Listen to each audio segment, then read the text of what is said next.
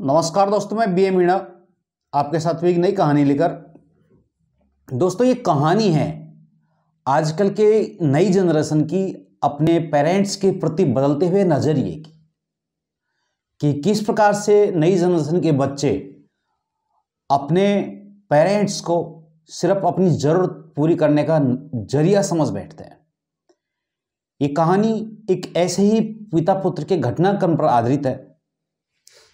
तो पुत्र की जुबानी, एक दिन मैं घर से बहुत गुस्से में निकला, इतने गुस्से में कि पता नहीं मेरी जगह पापा के जूते पहन के आ गया और साथ में उनका पर्स भी उठा लाया।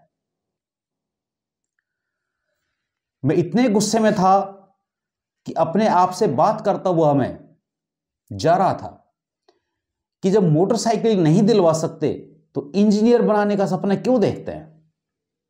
मेरे सभी दोस्तों के पास मोटरसाइकिल है, सिर्फ मेरे पास नहीं है और पापा दिलवाते नहीं है। इस तरह मैं मन ही मन अपने आप से बात करता हुआ अंतर्द्वंद में चला जा रहा था कि मैं कच्चे रास्ते पे चलता हुआ अचानक सड़क पर पहुंच गया।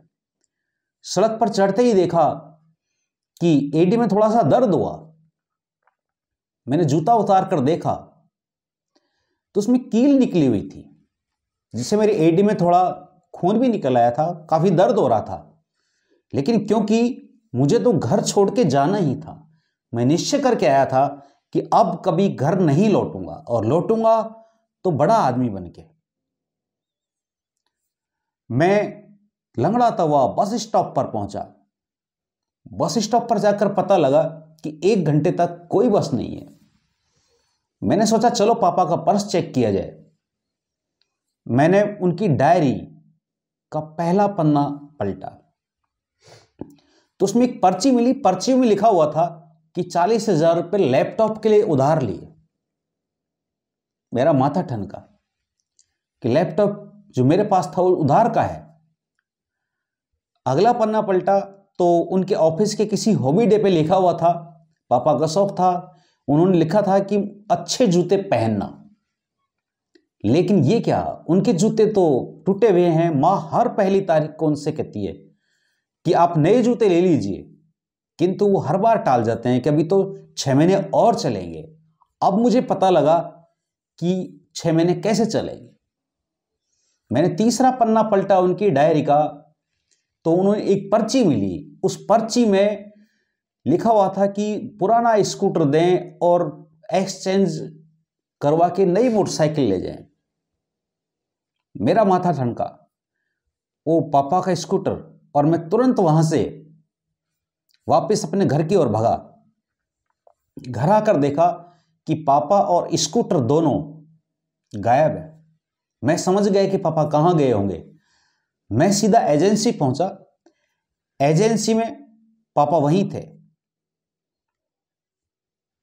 मैं उनके गले लगकर रोने लगा और उनसे कहा, पापा मुझे नहीं बनना बड़ा आदमी, और यदि बड़ा बनना है तो आपके हिसाब से जैसे आप बनाओगे वैसे ही बनना है। दोनों के अश्रुधारा बह रही थी, दोनों एक दूसरे से गले लिपटे हुए थे। उन आंसुओं में दोनों के शिकवे शिकायत बह गए।